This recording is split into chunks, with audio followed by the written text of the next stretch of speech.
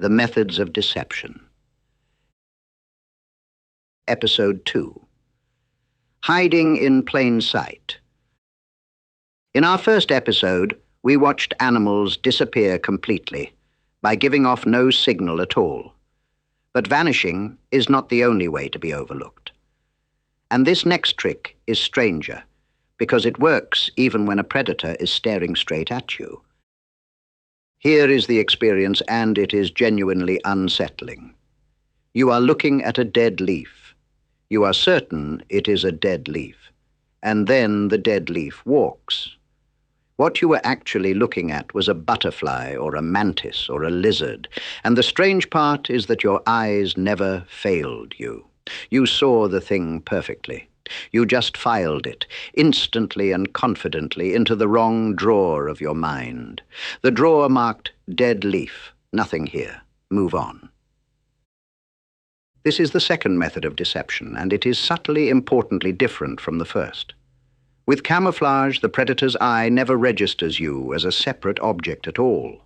You are part of the background. With this method, the predator sees you clearly as a distinct thing sitting right there, and then misidentifies you as something specific and utterly boring. A twig, a stone, a thorn, a dropping, something not worth a single further thought. Biologists call it masquerade, and being convincingly, strategically boring turns out to be one of the great art forms of the living world. And we know it truly fools the mind, not just the eye, because it has been tested. When caterpillars shaped like twigs are shown to hungry birds, the birds do not merely fail to notice them. They actively treat them as inedible objects, exactly the way they would treat a real twig. The disguise is not hiding the caterpillar. The disguise is getting the caterpillar reclassified in the predator's brain as a piece of the furniture. That is the whole method in one idea. Do not attack the eye, attack the category. Now let us go deep, and we should start with the true masters, the ones that impersonate a dead leaf, because the sheer obsessive detail of their craft is almost hard to believe. Take a certain dead leaf butterfly. Its upper wings are a burst of brilliant orange and blue, but the instant it folds them shut, the underside is not merely brownish, it is a specific dead leaf.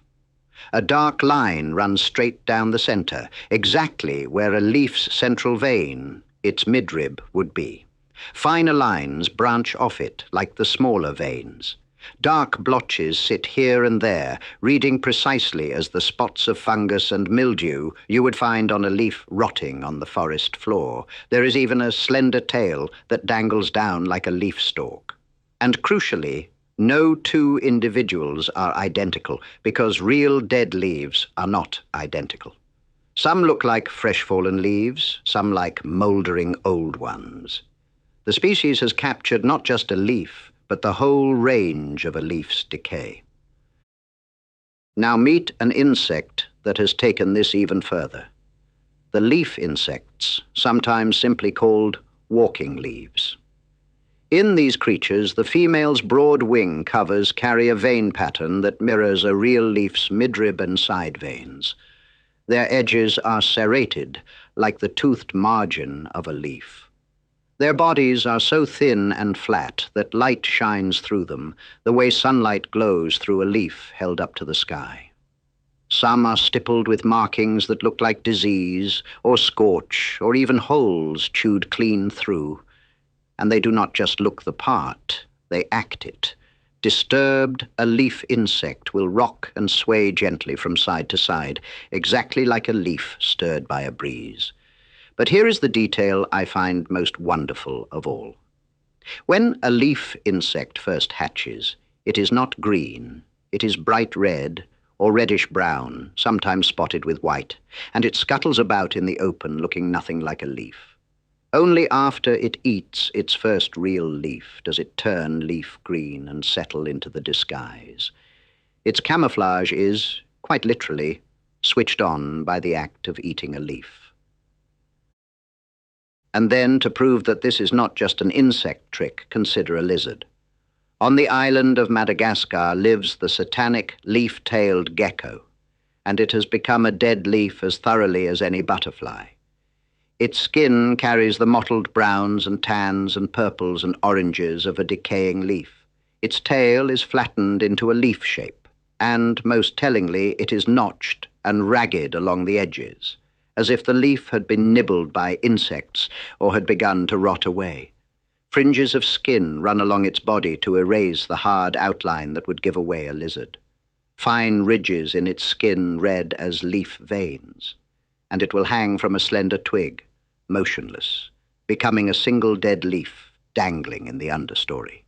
It uses this disguise not only to avoid the birds and snakes that would eat it, but to sit unnoticed while it ambushes its own insect prey. And should the illusion ever fail, it has a backup. It throws its jaws wide open to flash a startling, bright red mouth. Hold that image of the sudden red mouth, because it points toward a method we will get to soon. Now, there is a beautiful and counterintuitive principle hidden inside all of this. A masquerade can be too perfect. A flawless, unblemished, perfectly symmetrical leaf can actually look wrong, look artificial, look suspicious. Real leaves are chewed and spotted and torn and lopsided, and so these creatures deliberately build imperfection into their disguises. Fake bite marks, fake blotches of disease, fake holes, deliberate asymmetry. Sometimes the most convincing lie is the one with a few flaws stitched into it on purpose. The method extends well beyond leaves. There are the impersonators of twigs, like the caterpillars we call inchworms, which hold their bodies out rigid and utterly still at an angle from a branch, becoming a small, dead twig, and holding that pose for hours on end.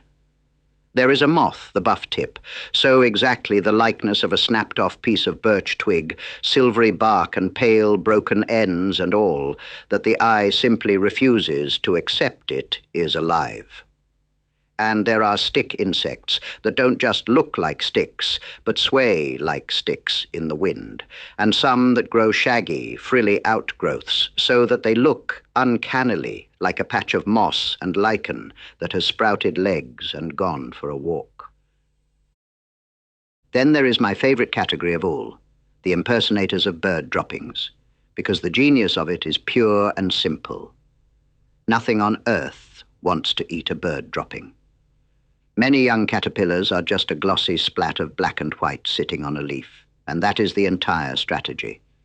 There is a crab spider that rests on a little pad of white silk it has spun, completing the look of a fresh white dropping, and, remarkably, some of these spiders give off a scent that draws flies in close, which means the disguise has quietly stopped being a defense and become a trap.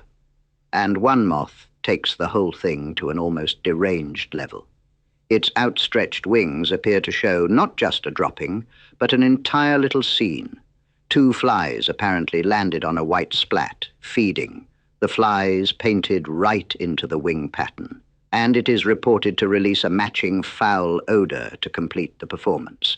It has not merely disguised itself as something disgusting, it has staged a small, complete tableau of something disgusting. The method appears in still other forms. There are tree hoppers that line up along a plant stem, each one shaped exactly like a thorn, so that the branch appears to bristle with thorns while the insects sit invisible in plain sight. There are plants that play the same game in reverse, the living stone plants, which have evolved to look precisely like the pebbles they grow among, so that a grazing animal wanders straight past a whole garden of what it takes to be gravel. And some creatures don't grow a disguise at all, they build one.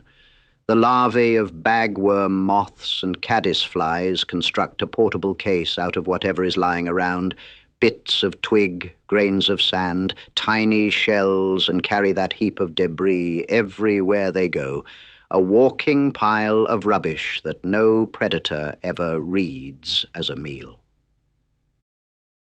But now I want to leave you with the twist that shows just how powerful this method really is, because so far every example has been about defense, about not being eaten.